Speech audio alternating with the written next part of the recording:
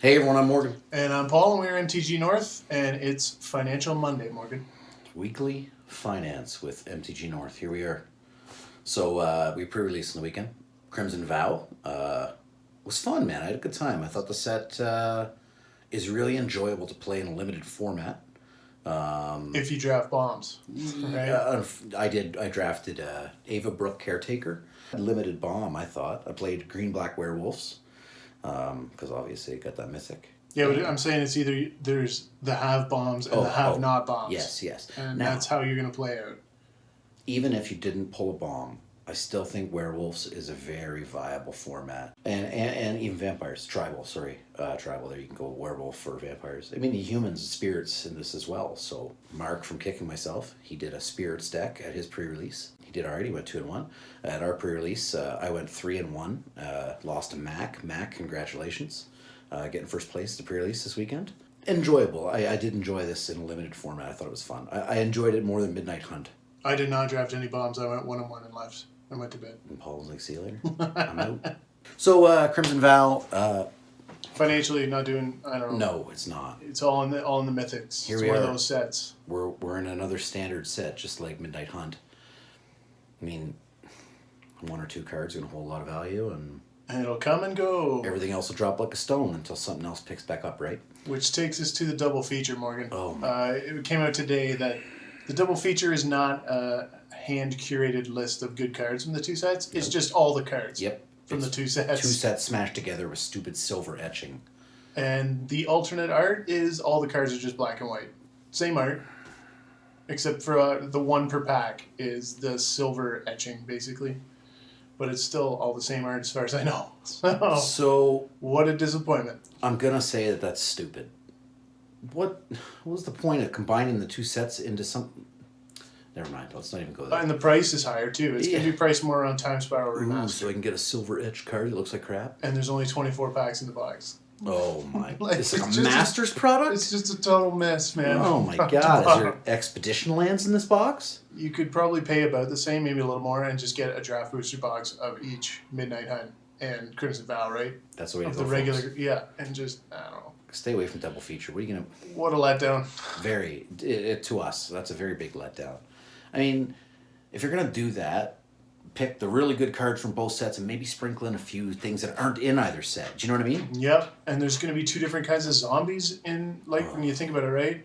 There'd be the ones that die. Decayed, and then regular ones. Yeah. It's like, okay, all right. Oh, this seems awkward and stupid. I don't know. It's just me.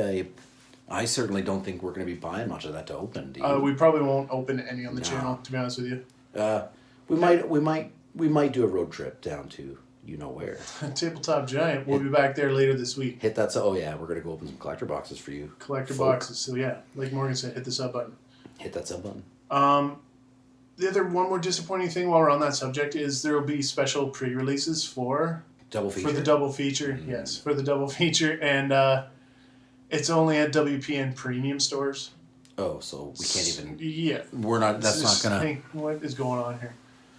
Wait, pre-release is only at WPN? For this, it's not really a pre-release. There is a pre-release promo that I'm pretty sure it says pre-release on it, but it's just for that double feature set, and it's only at premium stores. So that's not us. Not us. We will not be promoting this product.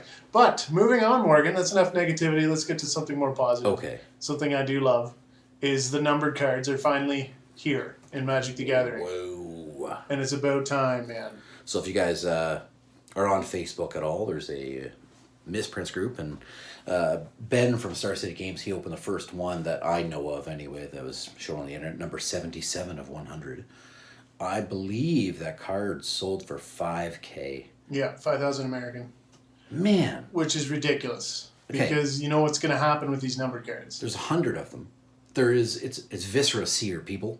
Seriously? $5,000? If it was a desirable card like Jace the Mind Sculptor and it was numbered and printed backwards like that, okay, fine. I could see $5,000. But seriously. I don't know. I don't know what to think of, because you know what's going to happen, man. There's going to be tons of numbered cards coming out. Yep. Just wait till there's a backwards upside down, I don't know, prismatic mana crypt that's numbered out of 25 that's what or I'm something, talking right? About. That'll be worth it's chasing. gonna happen. Yeah. I mean, it's cool. I like how the card was printed backwards. I And don't then- know why they went with Viscerous here. If anybody knows why, any reason to that, Throw it in the comments. But yeah, so I seen on Facebook today, the second Viscera Seer was opened. I believe it was number 15 of 100, Paul. Yeah, I think so. So that's 2 so far that we know for a fact that are out in the public, out in the wild, as they say. So they'll be around, but 5K, come on, that's nuts. Yeah, you remember those? You remember those 4 misprints we saw back in 3 weeks ago in Weekly Finance? Yeah. And I was like, "Yo, 10K? No, No. I was way off on my guess." And that Viscerous here, I can't. Just wait, man. Yeah. Like sports cards, I do a lot of hockey collecting. Less now, but I have done quite a bit in the past. And cards from 13, 15, 20 years ago, right? Yep. They're all numbered. They're not worth anything close to 5,000. No. Depends on the player and all the other stuff, right? But if the player was good, if people like the player, and the card becomes highly desirable, yeah, that's what's going to hold your value. But Viscerous here, yep. Just like anything else, right? When the first flashy thing comes out, people overpay for it. that's right, like Jeweled Lotus Extended Art Foil. Not so much that. Well, Looking at we'll see. you. It's going to get reprinted Down to someday, $800, right? and I've seen people pay Just $1,200 wait till for it. there's a numbered Jeweled Lotus, right? Out yeah. of 1,000 even. That's right. If it's got crazy art I don't know. It's going to be good. I'm looking forward to it. Don't get me wrong. No, we're not bashing the numbered cards. We're We think they're bashing awesome. the $5,000 Yes, for a dude, Viscerous that's Seer backwards. freaking nuts. Just remember, when Wizards does something, they do it a lot, right? And so what is that? What is that first one that sold for 5K? Does that set the precedent? Does now every other one going to be over 5K? No way. Do you know what I mean? It's going to drop. That's what I'm saying, man. I think like that the guy who bought the first one is just. I wouldn't want to be that rich, guy. right? Yeah, obviously. 5K on one card. Yeah. And then you got to wonder about does the consumer even know that that's not? It was printed backwards on purpose.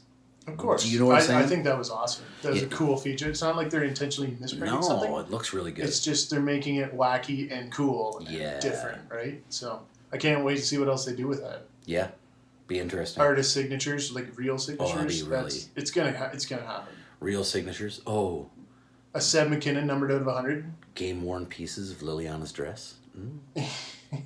Auto swatch. No?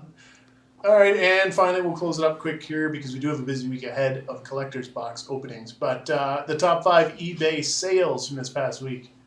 Number 5, Morgan, Number 5. is a beautiful, slightly off-center, unlimited time twister. It sold for $7,900 US, Morgan. Man, you remember when Time Twister was the cheapest power, Yeah, and then Commander became a thing. and now it's not the cheapest power? Overall, it's just this normal auction, I would say, right? Yep. Nothing shady. Good information. Number 4, interesting. Very heavy played Volcanic Island from beta. But still. I thought that was a little high, man. For the condition it's in, look at the top of that card. A little bit of a tidbit of information for you folk. That is the very first time Volcanic Island was printed was in beta. That's true. That, I'm sure, has something to do with it. You're correct. Good point. So, if you're looking to get an alpha Volcanic Island, not going to happen. Keep looking. They forgot to print it. Yeah. So, that being said, okay, I see the high price is the high play because that's the first, Paul. So, Yep. Just like the Viscerous here, right? yes, exactly. Moving on. Number 3, we got an Alpha Time Twister. It is played. But it's Autographed signed. by Richard Garfield. Autographs like that, unverified ones, they're still up in the air as far as value goes, right? Yep. I don't think that they've really appreciated it. They're beyond the point where people just consider the card damaged, I think. Yep. They're starting to gain a bit of popularity. Yeah. Just wait, I don't know. If they start adding artists or signatures like that to numbered cards, Yeah. what do you think is going to happen to the unofficial ones? Is it going to be worth to get them verified by a grading company? Yeah, I think so. Yeah? Because if Think you can it's get a gonna go signature, see, and how do you get a signature verified by a grading? You almost have to get the signature verified by the guy who signed it. You know what I mean? Grading companies can do it. Yeah, I know there's one artist, Mark Poole, I think, does not have a problem authenticating his signatures if you, and a lot of the times Mark Teeden as well. If you have a signature and you email them with a picture of your card, they're pretty good at getting back to people about, hey, I did sign that card, and I do remember. Yeah, you can get some provenance, right? Absolutely, yeah. Anyways, this is a Kid Icarus auction, 9100, 24 bids, pretty accurate.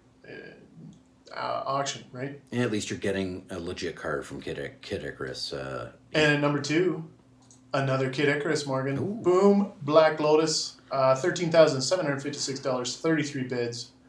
Yeah, it's a slight play, a medium play, somewhere in there between those two. But solid card, flat, looks good.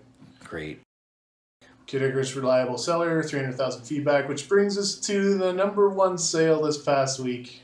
Another Lotus with a best offer.